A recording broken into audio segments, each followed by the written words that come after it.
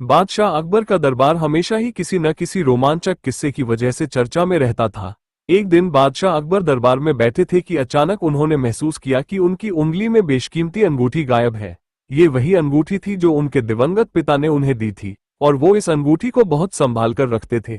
अंगूठी का न होना अकबर के लिए किसी भारी क्षति से कम नहीं था।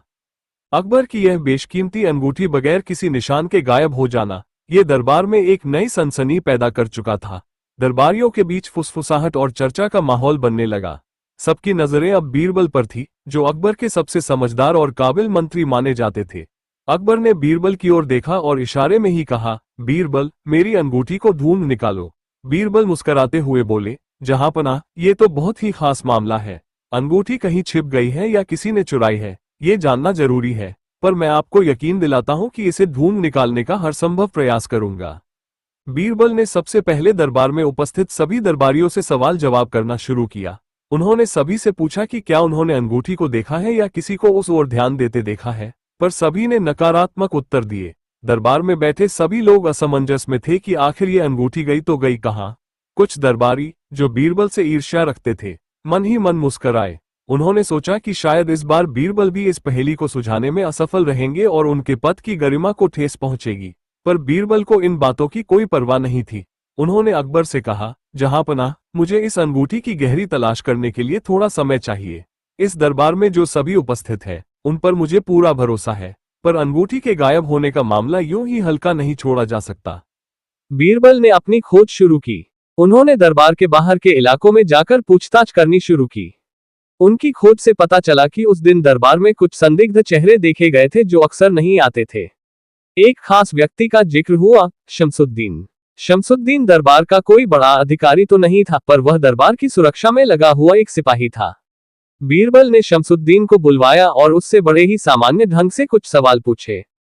शमसुद्दीन ने कुछ अजीब जवाब दिए, जिससे बीरबल को उस पर थोड़ा शक हुआ। बीरबल ने सोचा कि इस मामले को गहराई से छानना पड़ेगा, पर वो ऐसा दिखाना भी नहीं चाहते थे कि उन्हें शमसुद्दीन पर शक है। इसलिए उन्होंने शांति से उसे जाने दिया और अपने बाकी दरबारियों से सलाह मशविरा करने का मन बना लिया। अगले दिन बीरबल ने दरबार में एक खास सभा बुलाई। उन्होंने सभी दरबारियों से खुलकर कहा कि अगर किसी को अंगूठी के बारे में कुछ पता है तो वह बिना डरे बता सकता है, पर किसी ने भी कोई जानकारी नहीं दी। इस सभा उन्होंने सभी दरबारी से खुलकर कहा कि अगर किसी को अनुभूति के बारे में कुछ पता है तो वह में अकबर के पुराने और वफादार दरबारी मुल्ला दोस्त खान भी थे। उन्होंने बीरबल को इशारा किया कि वो किसी और को दोष देने से पहले अंगूठी के खोने का असली कारण तलाशे, क्योंकि ये भी मुमकिन है कि अंगूठी कहीं दरबार में ही गिर गई हो। बीरबल ने मुल्ला दोस्त खान की बात पर गौर किया और रात में दरबार के हर कोने की खुद जाकर जांच करने का फैसला लिया। उनके साथ उनके विश्वस्त साथी राजनारायण और मीर साहब भी थे, जो हर मामले में बीरबल का साथ निभाते थे। रात को जब दरबार में सन्नाटा छाया हुआ था, तभी तीनों ने मिलकर हर कोने की जांच की। दरबार के एक कोने में उन्हें एक बारीक सुराग मिला, एक सोने का टुकड़ा जो संभवतः किसी ने जल्दबाजी में गिरा दिया था। बीरबल ने उस टुकड़े को ध्यान से देखा और सोचा कि ये सोने का टुकड़ा उस अंगूठी का ही हिस्सा हो सकता है। अब उनका शक और पुख्ता हो गया था कि इस मामले में शमसुद्दीन का ही हाथ हो सकता है। उन्होंने सोचा कि शमसुद्दीन से अकेले में पूछताछ की जाए, ताकि मामले की गहराई को समझा जा सके। अगली सुबह बीरबल ने शमसुद्दीन को अपने घर पर बुलवाया और उससे बड़ी विनम्रता से बात की, पर इस बार शमसुद्दीन ने काफी घबराहट दिखाई, जिससे बीरबल को यकीन हो गया कि वो कुछ छिपा रहा है। जब शमसुद्दीन से सीधे सीधे सवाल किया गया तो उसने कहा कि वो इस मामले में कुछ भी नहीं जानता। बीरबल ने सोचा कि मामला इतना सीधा नहीं है जितना वो सोच रहे थे। शमसुद्दीन के साथ कुछ और लोग भी जुड़े हो सकते हैं। उन्होंने इस बात की जानकारी अकबर को दी और अकबर ने भी अपनी चिंता जाहिर की। कुछ दिन बाद दरबार में एक अजनबी आया जो खुद को अंगूठी का गवाह बताने लगा।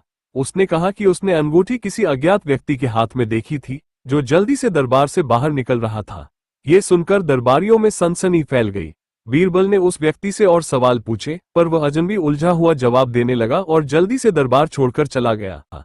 बीरबल ने अपनी समझ और सूझबूझ का इस्तेमाल कर दरबार के सभी पुराने कर्मचारियों से पूछताछ करने का निश्चय किया। वह जानते थे कि इस मामले में हर एक कड़ी जुड़ी हुई हो सकती है। जैसे जैसे दिन बीतते जा रहे थे, वैसे वैसे बीरबल की परेशानी बढ़ती जा रही थी। उन्हें समझ नहीं आ रहा था कि कौन से तार किससे जुड़े हैं। वो जानते थे कि अगर ये मामला ऐसे ही चलता रहा तो शायद अकबर उनसे नाराज हो सकते हैं।